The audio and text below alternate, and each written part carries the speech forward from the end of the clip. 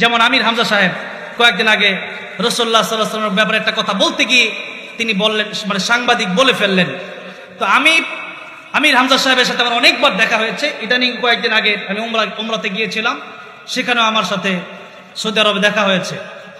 তো সেখানে যাওয়ার পরে আমার লোকটাকে দেখে আমার মনে হলো লোকটা খুবই মানে সরল সহজ, এবং লোকটা খুবই মানে তাকে এমন টর্চার করা হয়েছে যাতে করে তার শারীরিক এবং মানসিক সে অসুস্থ হয়ে পড়েছে।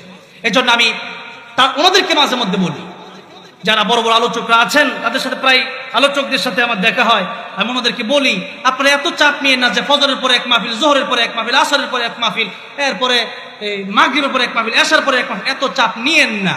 এরপরে হয়তো আপনাদেরকে জোর করে ধরবে, এরপরও বেঁচে থাকতে হবে।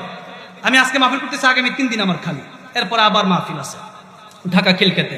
তো বেশি মাহফিল করলে আলোচকদের মানে অনেক সময় দেখা গেছে যে তাদের প্রেসার পড়ে যায়, তখন কথা একটা বের হয়ে যায়। তো সেই জন্য কথা যদি বের হয়ে যায়, উনি আবার সরিও বলেছেন, আল্লাহ রাব্বুল আলামিন ওনাকে জাযায়ে খায়র দান করেন, বলেন আমিন। সরিও বলেছেন, মাফও চেয়েছেন। উনি বলেছেন তাহাজ্জুদেও মাফ চেয়েছি।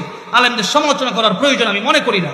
আমি আলেমদের সমালোচনা আমি সহজেই আমি মাহফিলে করার চেষ্টা করি না। অনেক আলোচক আছেন যে কথা বললেই, কিছু আলোচক এমনও আছেন যে একজনের সমালোচনা করতে গিয়ে কাউকে কাফের, কাউকে গাজাখুর, কাউকে মতলুব, নানান ধরনের কথা বলছেন। যারা বলছেন তাদেরকেও আমি চিনি, কিন্তু আমি বলবো এই সমস্ত কথার মাধ্যমে তো সাধারণ জনগণের ভিতরে এটা আরো ঝামেলা সৃষ্টি হচ্ছে, ভালো কিছু বয়ে আনছে না, ফায়দাজনক হচ্ছে না।